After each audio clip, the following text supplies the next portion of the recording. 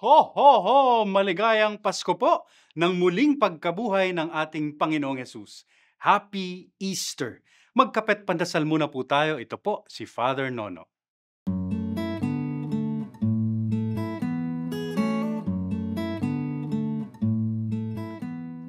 Noong si Jesus ay muli nang nabuhay, maraming beses siyang nagpakita sa kanyang mga alagad, sa kanyang mga tagasunod at mga kaibigan. Subalit, hindi siya nakilala ng mga ito dahil siya'y nagpakita raw bilang isang estranghero, stranger. Akala halimbawa ni Maria Magdalena, siya'y isang hardinero. Noong sinabayan niya ang dalawang alagad patungo sa Emmaus, di rin siya nakilala ng mga ito hanggang kumain na sila at siya'y nagdasal. Nangingisda sina Pedro isang gabi at nang nagpakita siya sa mga ito, akala nila isa lang siyang tambay, isang estranghero sa dalampasigan. May malalim na mensahe po sa atin ang mga salaysay na ito ng muling pagkabuhay ni Jesus.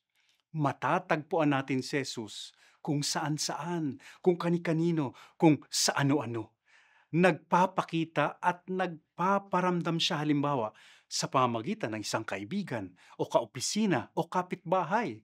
Sa hindi inaasahang pagkakataon, maaari natin siyang matagpuan.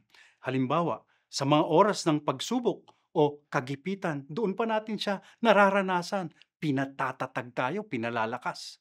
Kaya't huwag po tayong padalos-dalos.